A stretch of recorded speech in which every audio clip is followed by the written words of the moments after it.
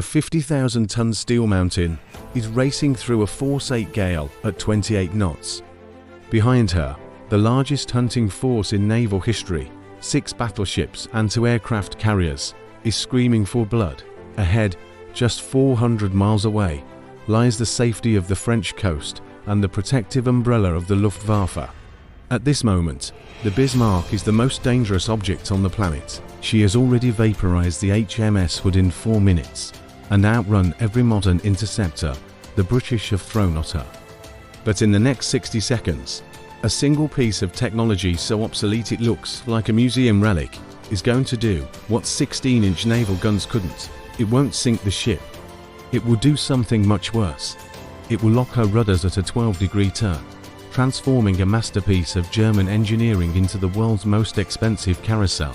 This is the story of how the Bismarck wasn't defeated by heroism, but by the cold, hard mathematics of a jammed gear and a missing fuel hose. To understand why the Bismarck died, you have to stop looking at the explosions and start looking at the fuel gauges. On May 24, 1941, after the Battle of the Denmark Strait, Admiral Gunther Lütjens made a decision that sealed the fate of 2,200 men. Most people think the Bismarck was hunted down. In reality, she was starved out. During her brief engagement with the HMS Prince of Wales, a single 14-inch shell struck the Bismarck's bow. It didn't cause critical structural damage, but it severed the fuel lines to her forward tanks. Suddenly, 1,000 tons of fuel oil, enough to keep her at top speed 4 days, was trapped behind a wall of seawater. She was leaking a trail of oil that the British could literally smell from miles away. The Bismarck wasn't just running for France, she was running out of time. If she didn't maintain 28 knots, the British would catch her. If she did maintain 28 knots, she would run dry before she reached the shore. This is where the mathematics of war becomes merciless. Lütjens had a choice: refuel in Norway before the mission or rely on tankers at sea. He chose the latter, but the tankers never arrived. Do the math. At 28 knots, the Bismarck burned nearly 1,000 pounds of oil per minute. With 1,000 tons inaccessible, her operational radius shrank by 30%. The British Force H was coming up from Gibraltar at 25 knots. By May 26th, the Bismarck was only 100 miles ahead of her pursuers. If she could maintain her heading, she'd reach the Luftwaffe's air cover by dawn. She needed just 10 more hours of straight-line steaming. But straight-line was about to become a physical impossibility. Enter the ferry Swordfish. In 1941, this plane was a joke. It was a fabric-covered biplane with an open cockpit and a top speed of 138 miles per hour. On a windy day, it could practically fly backward. British pilots called it the string bag because, like a grocery bag, it could carry anything. But its greatest weapon wasn't the torpedo hanging from its belly. It was its lack of speed. The Bismarck was equipped with the world's most advanced fire control computers, designed to track modern high-speed monoplanes. When the Swordfish wobbled into view, the German gunners realized their computers couldn't calculate a target moving that slowly.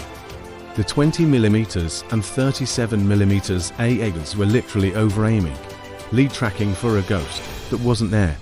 At 8:47 p.m. on May 26, 15 Swordfish from the HMS Ark dove into a wall of German steel. Most of the torpedoes hit the Bismarck's main belt, the 12.6-inch thick Citadel armor. They did nothing. It was like throwing firecrackers at a bank vault. But one torpedo dropped by Sub-Lieutenant John Moffat found the 1 in a million gap.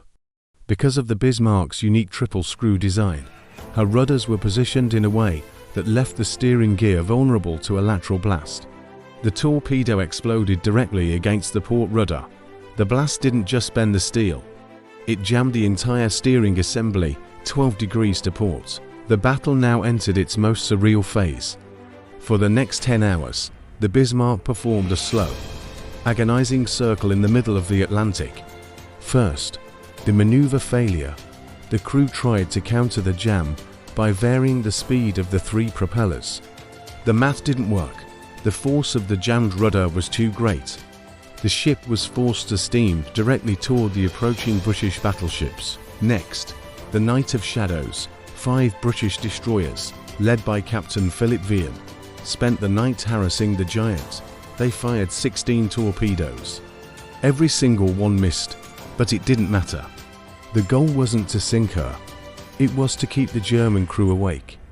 For 12 hours, the German sailors stood at their stations in freezing spray, watching for shadows. By dawn, they were vibrating with exhaustion. Finally, the execution.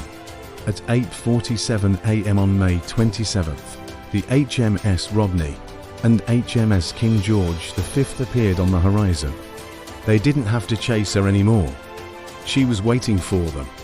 Between 8:47 and 10:15 a.m., the British ships fired 2,876 shells. The Rodney closed to within 3,000 yards point-blank range for 16-inch guns. Imagine the bridge of the Bismarck. At 9:02 a.m., a single shell from the Rodney wiped out the entire command staff. At 9:31 a.m., all 4 main turrets were silent. The ship was no longer a warship. It was a floating scrap heap. Yet, the Bismarck refused to sink. Her unsinkable reputation was actually a curse. Her internal compartmentalization was so good that she stayed upright while her crew was incinerated above decks. One man, First Officer Hartsols, realized the British were never going to stop. He gave the order to scuttle. The Germans blew their own sea valves to end the slaughter. Of the 2,220 men on board, only 115 would ever see land again.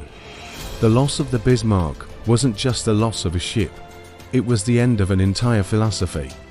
To protect the Bismarck, Hitler had to divert dozens of U-boats and destroyers that could have been attacking convoys. The pride of the Kriegsmarine had lasted exactly 8 days in combat. This battle proved that a 5,000 pounds biplane could neutralize a 6 million pounds battleship. The era of the big gun was dead. The Bismarck's sister ship, the Torpedo, would spend the rest of the war hiding in a Norwegian fjord, terrified of the same fate. The German surface fleet effectively ceased to exist as an offensive threat. For 48 years, the Bismarck sat in total darkness, 15,000 feet down. When Robert Ballard found her in 1989, he discovered something that confirmed the math of failure. The ship was upright, her hull largely intact. She hadn't been beaten into the sand. She had been paralyzed and then discarded. The swordfish pilots who scored the hit, most of them didn't live to see the end of the war. They continued to fly their stringbags into the teeth of modern AA fire until the technology finally caught up with their courage. History isn't made by the biggest guns or the thickest armor. It's made by 12 degrees of jammed steel and a fuel tank that was 30% empty when it needed to be full.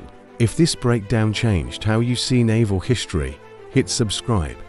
I have broken down the logistics that win wars and the engineering that loses them. Drop one word in the comments: rudder.